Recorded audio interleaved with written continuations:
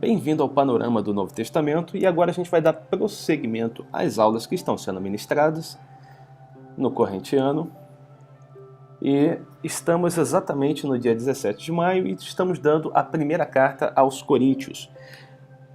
Domingo seguinte, vamos dar a segunda carta e no último domingo do mês, o pastor Eduardo vai ministrar o panorama do Novo Testamento no livro de Romanos. Então vamos lá, como é que nós podemos dividir o livro de primeira carta aos Coríntios, ou a primeira epístola aos Coríntios? Nós podemos dividir em duas porções, em duas grandes porções.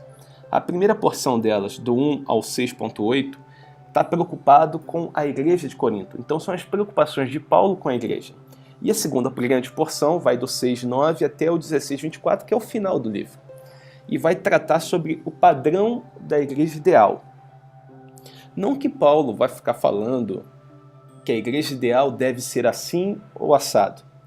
Na realidade, ele vai tirar do exemplo da igreja de Corinto aquilo que eles estão fazendo de forma errada e Paulo vai balizar aquilo que eles têm que fazer para serem uma igreja próspera, uma igreja viva, uma igreja eficaz, uma igreja sadia. Então vamos à introdução à carta aos Coríntios. Bem, então vamos lá. Essa não é a primeira carta que Paulo escreve aos Coríntios, na realidade ela é a segunda, a primeira carta ela é perdida e nós nunca chegamos a lê-la. Então, a que a igreja chama de primeira carta, na realidade é a segunda que Paulo escreve àqueles cidadãos que estão naquela localidade, na região da Caia. E Paulo vai escrever essa carta da cidade de Éfeso.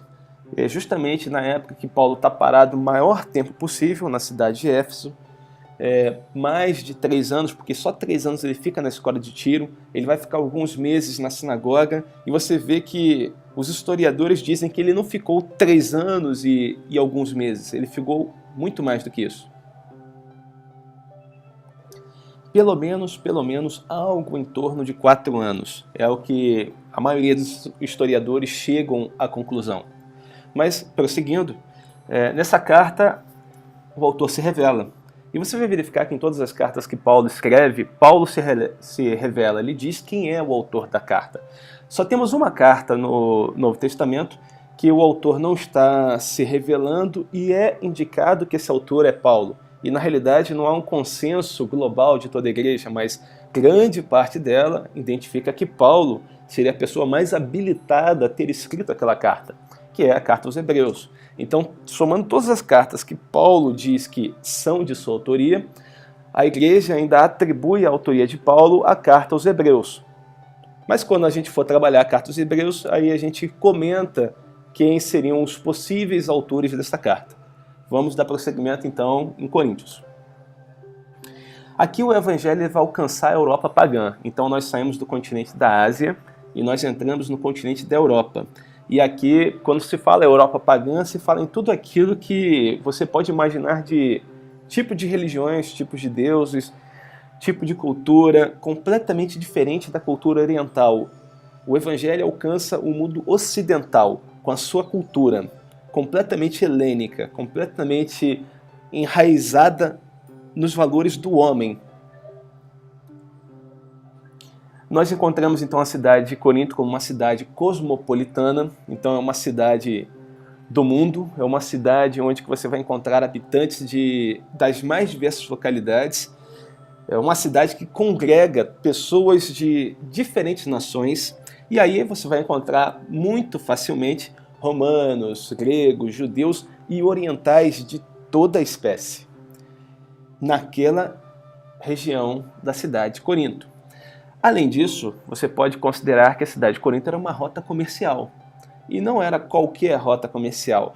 Praticamente, o que é dito daquela época é que a cidade de Corinto se passava todo o comércio, todas as riquezas do Império de Roma passavam por aquela cidade, fluíam por aquela cidade. Então, você vê uma cidade que é considerada uma cidade cosmopolitana, onde se encontram cidadãos do mundo, onde que é uma rota comercial, onde os valores do Império passam por ali, é óbvio que ela não pode ser uma cidade esquecida, ela tem que ser uma cidade que tem que ter uma determinada grau de cuidado, zelo. Então, é uma cidade onde o cônsul da Acaia, ele vai residir. Então, o cônsul que era responsável por toda a região da Acaia, a residência dele ficava na cidade de Corinto. Bem, por ter essa importância toda, não fica muito difícil a gente entender que é uma cidade onde existem movimentos de tropas militares. Isso aqui é importante para o desenvolvimento do contexto da primeira carta aos Coríntios, até porque lá no capítulo 15, Paulo vai fazer uma menção e que quando você tem noção que existem tropas militares passando naquele ao redor, aí você vai começar a entender o porquê ele diz o que disse, tanto aqui quanto na carta aos Tessalonicenses. E por que ele comenta em ambas as cartas, naquela que é citada como se fosse a primeira carta que ele escrevesse a ambas. Então, existe esse contexto na primeira carta aos Coríntios e existe contexto na primeira carta aos Tessalonicenses. Aqui a gente vai fazer um vislumbre de tudo aquilo que eu quero trabalhar, mas trabalhar de fato esse contexto das tropas militares nós vamos verificar quando chegar na primeira carta aos Tessalonicenses. Bem, dando continuidade, a cidade então ela tinha um forte espírito competitivo. E aqui você tem que prestar bastante atenção, porque isso daqui é o modo de vida grego, é o modo de vida romano, é o modo de vida helênico. Então eles têm um espírito competitivo por nascimento, por questão sanguínea, por questão cultural, por questão emocional. Então, na realidade, quando se fala de cidade de Corinto, está se falando da Grécia, está se falando justamente de tudo aquilo que a Grécia representava. Os Jogos Olímpicos, por exemplo, nós vamos trazer à memória facilmente os filmes 300 de Esparta, com toda aquela situação do espartano, do modo como ele zela por ser vencedor, por ele ser a pessoa mais habilitada naquilo que ele faz, no ofício que ele promulga exercer. E os Jogos Olímpicos é um exemplo daquilo que a cultura grega tanto buscava, o homem perfeito. O homem que fosse o melhor corredor, o homem que fosse o melhor lançador de pesos, o homem que fosse o melhor lançador de dardos, o homem que fosse o melhor arqueiro, o homem que fosse o melhor cavalariço, e por aí vai. Nós encontramos na cultura grega a questão da ascendência ao primeiro lugar. Então aquilo que as pessoas procuravam era serem destaques. Então um homem buscava ser o destaque naquilo que ele tinha capacidade de ser o destaque. E isso acontecia em todos os campos da cultura helênica e da cultura da cidade de Corinto. Por exemplo, os grandes conquistadores, eles eram ovacionados quando eles chegavam na cidade. Os grandes comandantes, aqueles que tinham feito manobras militares exemplares, aqueles que tinham feito grandes conquistas, eles eram tidos como os homens da excelência. Os oradores, então, aqueles que eram eloquentes e que tinham uma capacidade de prender a atenção do povo, esses eram tidos como aqueles que deveriam realmente ser ouvidos, como pessoas que deveriam ser citadas, comentadas. Os cientistas, cada um com a sua descoberta, procurando sempre o primeiro lugar. Os filósofos, então, cada um tentando chegar a indicar como a sua filosofia, o seu modo de ver o mundo era melhor do que o do seu concorrente. Os matemáticos, e por aí vai. A gente vai encontrar uma infinidade de pessoas nas suas mais diversas profissões buscando ser o primeiro lugar. Físicos, inclusive até os homens ricos, os proprietários de terra, esses também eram ovacionados quando chegavam na cidade. Eram lembrados, eram tidos como exemplos. Os proprietários de escravos, pela sua ascendência, pela quantidade de escravos que possuíam. Então isso tudo fazia com que as pessoas louvassem aquele cidadão. Bem, diante disso você tem uma noção de qual era o padrão de vida que o cidadão da cidade de Corinto buscava, almejava, como ele se comportava. Então, nada mais fácil do que trazer isso para os nossos dias e você ter uma ideia. Imagina uma cidade toda buscando o primeiro lugar, como se estivesse tentando colocar o seu nome no Guinness Book, cada um naquilo que tinha capacidade para fazer. e indicando que aquela porção que ele fazia se sobrepujava a que o fulano fazia. Bem, a igreja de Corinto está dentro desse cenário. Não fica muito difícil você entender os problemas que a igreja de Corinto passou eram fruto do cidadão que compunha a igreja de Corinto.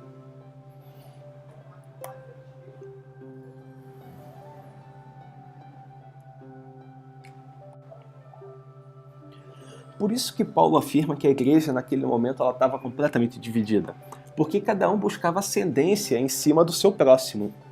E isso era a coisa que mais preocuparia Paulo. Porque imagina só, a cidade ela tem uma importância cosmopolitana, existem cidadãos do mundo inteiro passeando por ela. Existem ricos proprietários de escravos passando pela cidade. Então, o rico proprietário ele não anda sozinho, vai ele e vai uma comitiva.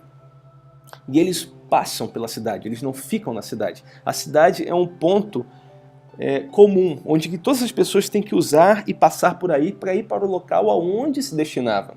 Então, aquilo que eles ouvissem a respeito da igreja naquele ponto, eles iam levar para os mais distantes rincões do império.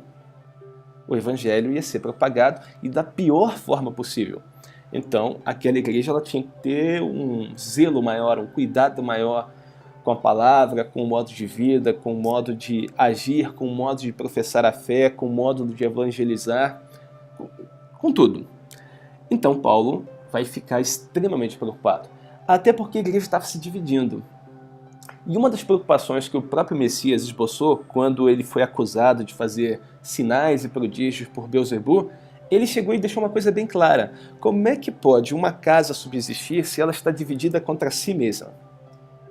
De modo nenhum subsistirá. Ela não tem condições de existir. E ele falava isso para chegar a dizer que ele não expulsava demônios pelo poder de Satanás, mas que ele fazia pelo poder do Espírito Santo. E por causa disso era chegado o reino de Deus. Imagina a igreja dividida. Uma igreja que está dividida, ela não tem capacidade de atuar na terra em conformidade com a sua própria missão.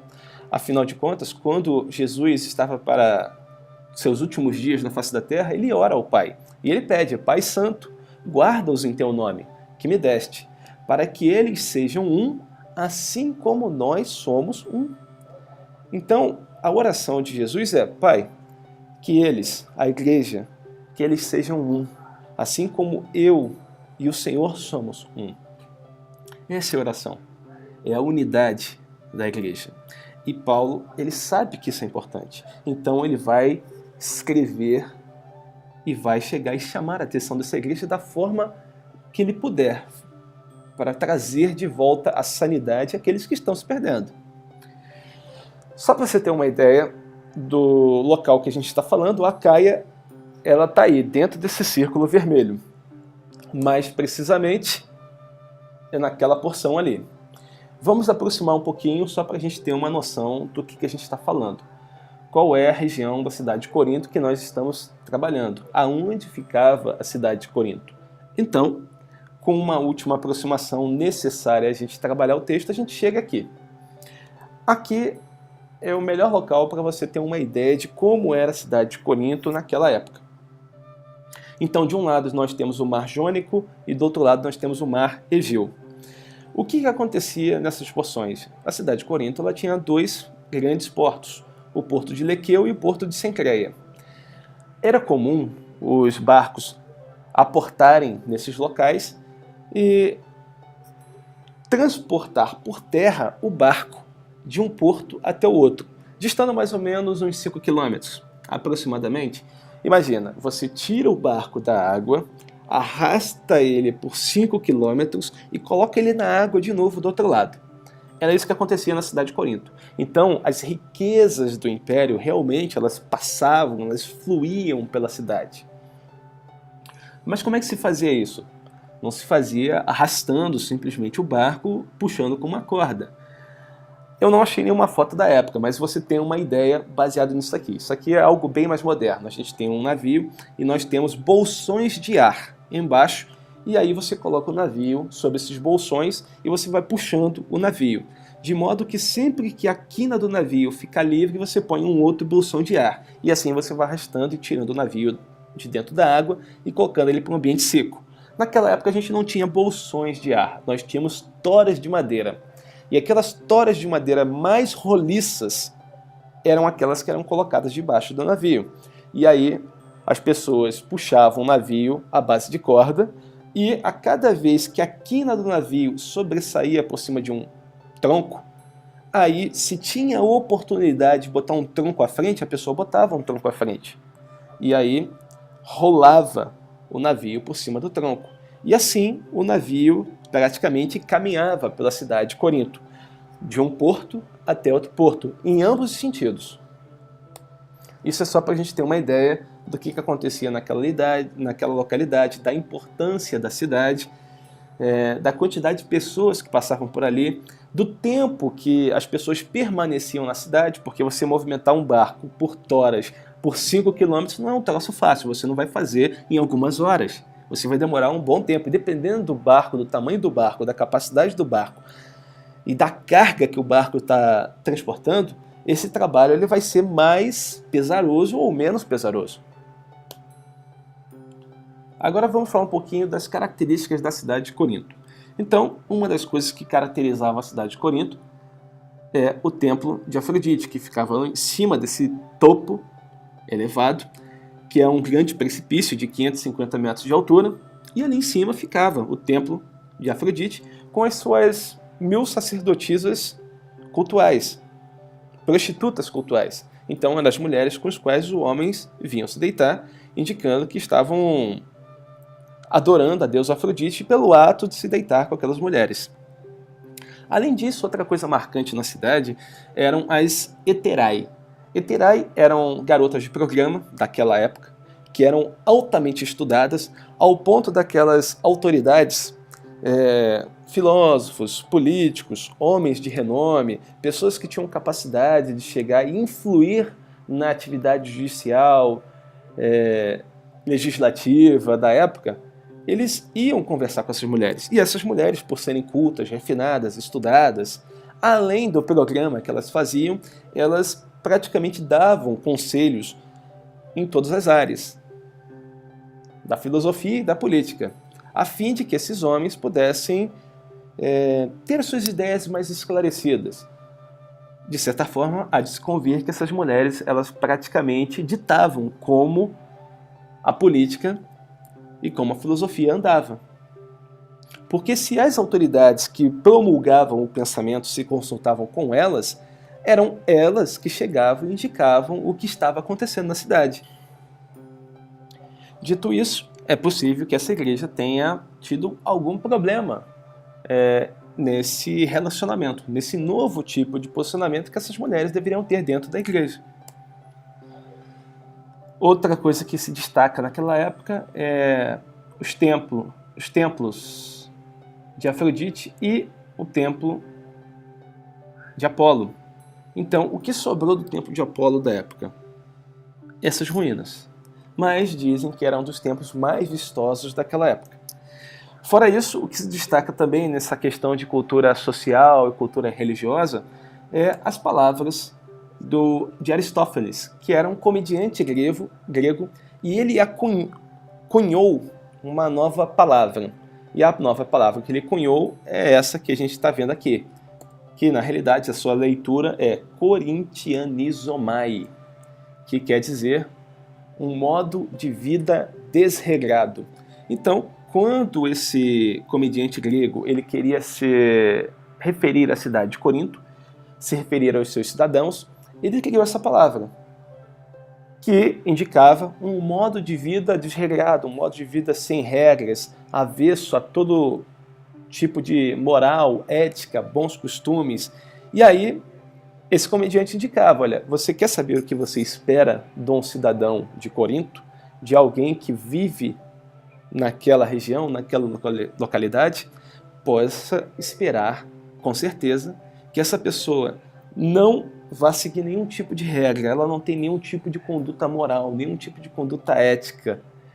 Espere o pior dessa pessoa. Ela não é uma pessoa virtuosa, ela é uma pessoa sem virtudes. Ela não tem uma prática firme e constante pela prática do bem. Não. É uma pessoa cheia de vícios. É uma pessoa no qual você não deve se espelhar. É o pior tipo de cidadão na face da terra. Bem, ele cria essa palavra, corintianizomai.